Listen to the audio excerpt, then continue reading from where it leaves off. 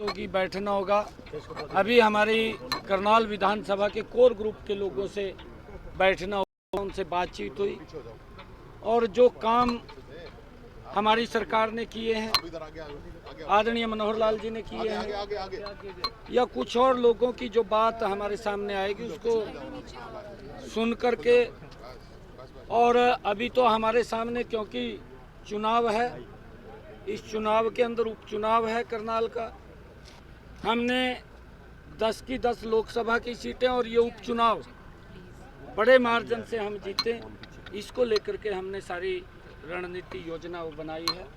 और आने वाले समय के अंदर, क्योंकि 25 मई को हरियाणा प्रदेश का चुनाव है और उस चुनाव को लेकर के सभी कार्यकर्ताओं से मिलना, आम जन से मिलना। खोल रहे हैं सरकार के, कहना कि उनको मुख्यमंत्री बनाया जा रहा था, मंत्रिमंडल विस्तार को लेकर उनके पहले जानकारी थी। देखिए, अगर दुष्यंत जी को कोई बातें पता है तो उसी को पूछनी चाहिए, उनसे ही बात करनी चाहिए, उनसे और भी राज पूछने चाहिए भी क्या क्या राज थे। अगर उसके पास राज हैं तो पूछने चाहिए उससे। परंतु Bharatiya Janata party zero tolerance के ऊपर काम कर रही है। लगातार नरेंद्र मोदी जी के नेतृत्व में देश ने एक नई दिशा ली है और हमारी ये डबल इंजन की सरकार ने एक खड़ा होकर के संकल्प के रूप में जो भी आदरणीय प्रधानमंत्री जी की योजना आई है, मनोहर लाल जी ने उस योजना को धरातल के ऊपर उतारने का मजबूती से काम किया है। हाई कोर्ट में याचिका गई है उपचुनाव ना हो, वो याचिका मंजूर हो गई है। देखिए, माननीय हाई कोर्ट का निर्णय वो सर्वोपरि है, हमारी तरफ से भी उसके अंदर वो विषय रखा जाएगा और जो भी आदेश होंगे माननीय कोर्ट के, वो सर माथे के ऊपर है, उसको आप चाहते हैं चुनाव हो?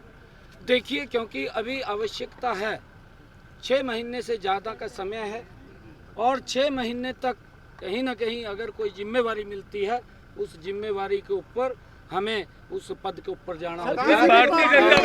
भारतीय जनता पार्टी लगातार चुनावी प्रचार कर रही है, कांग्रेस की अभी तक लिस्ट भी नहीं है भाई, कैसे क्या समझते हैं सर आप? आपके और पूर्व मुख्यमंत्री के खिलाफ कोई कैंडिडेट अब तक घोषित नहीं किया है, कैसे देखते हैं? नहीं, देखिए, पार्टियां तो सभी अपने अपने प्रत्याशी उतारेंगी, परंतु कहीं ना कहीं दूसरे दलों के अंदर इस बात को लेकर के भी मंथन है कि अगर किसी बड़े नेता को उतार दिया वो हार जाएगा। वो देखते हैं कि अपना वजन किसी दूसरे के ऊपर डालें और उसको लेकर के कहीं ना कहीं उनके अंदर एक भय का वातावरण जो बना हुआ है। दीपेंद्र सिंह हुड्डा कहते हैं मैं चुनाव नहीं लड़ूंगा, दीपेंद्र लड़ेंगे। वो वही उसी का परिणाम है। पिछले चुनाव के अंदर तो वो भी मैदान के अंदर उतर गया था, अब मैदान से भाग रहा है। यही तो भय इन लोगों के अंदर है। इसके अंदर हिसार से चंद्रमोहन बिश्नोई को कांग्रेस उतार रही है, कुलदीप बिश्नोई नाराज चल रहे हैं बीजेपी से। नहीं, देखिए, कुलदीप बिश्नोई जी नाराज नहीं है, हमारे वरिष्ठ नेता हैं। लगातार पिछले दिनों भी वो जो राजस्थान का चुनाव था, उस चुनाव के अंदर मजबूती से उन्होंने प्रचार किया। अब भी प्रचार हरियाणा के अंदर मजबूती से करेंगे। और कुलदीप बिश्नोई जी भारतीय जनता पार्टी के वरिष्ठ नेता हैं, मेरी भी उनसे बातचीत लगातार होती रहती है और बात करते रहते हैं, जो कार्यों के बारे में भी बात करते रहते हैं। ऐसा कोई विषय नहीं है, क्योंकि आप आपकी पीठ थपथपाई है मेरठ रैली के मंच पर, क्या कहना चाहेंगे?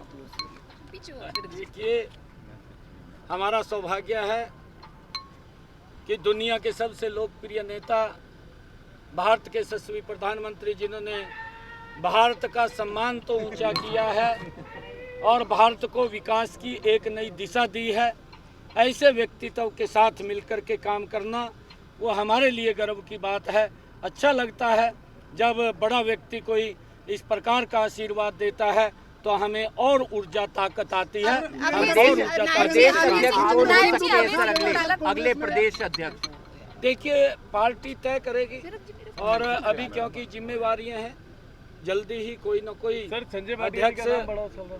कोई अध्यक्ष जो भी पार्टी तय करेगी वो अध्यक्ष हमारे बीच में आएगा। और हम सब केजरीवाल जी को लेकर आपने कल बयान दिया था, वो आज जेल चले गए, तिहाड़ चले गए।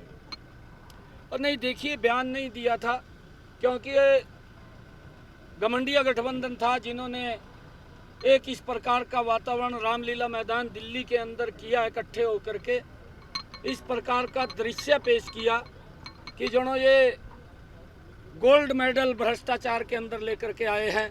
इस प्रकार का प्रस्तुतिकरण देश के सामने वो इन लोगों ने वहाँ पर किया और उसको लेकर के मैंने बात कही थी, क्योंकि ये हमने पहली बार देखा है कि मैंने कहा है कि आदरणीय प्रधानमंत्री नरेंद्र मोदी जी की जो नीति है भ्रष्टाचार के ऊपर, वो उसको जीरो टॉलरेंस के ऊपर कोई समझौता नहीं है और ये लोग जो बोलते थे उसके विपरीत काम किया है। ये आज जो मंच के ऊपर तो लोगों के बीच में जब वोट लेने के लिए जाते हैं, ये घमंडिया गठबंधन के लोग ये बात बोलते थे कि हम लोगों को सुविधा देंगे, भ्रष्टाचार नहीं होने देंगे, और इनके कार्यकाल के अंदर बड़े बड़े घोटाले वो हुए हैं, उसमें इंक्लूडिंग केजरीवाल भी है। और केजरीवाल जब ये बात बोलता था मंच से कि अगर मेरे ऊपर या मेरे मंत्री के ऊपर कोई भी चार्ज लगेगा तो मैं तुरंत त्याग पत्र दे करके मैं उसकी जांच करवाऊंगा, और आज तिहाड़ जेल के अंदर भी बैठा है, ना तो त्याग पत्र दे रहा है।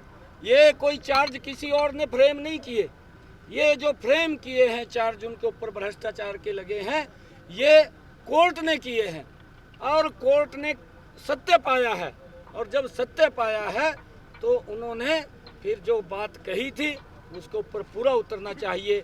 वहाँ पर ये नहीं कि मैं तो मुख्यमंत्री हूँ और मेरे ऊपर इस्तीफे का देना चाहिए या मेरे को जेल में डाल दिया है, इस प्रकार की बात उसने नहीं करनी चाहिए। अगर कोई आरोप लगा है उस आरोप को तुरंत त्याग पत्र दे करके उसको सिद्ध करना चाहिए। भी भाई जब तक ये सिद्ध नहीं होगा तब तक मैं पद को ग्रहण नहीं करूंगा। तब तो उसकी महानता थी, परंतु वो कहाँ है, वो बोलता कुछ है। पहले कहता था कि मैं गाड़ी नहीं लूँगा, गाड़ियों का काफिला अब चलता है। पहले कहता था कि मैं घर नहीं लूँगा, शीश महल बना लेता है।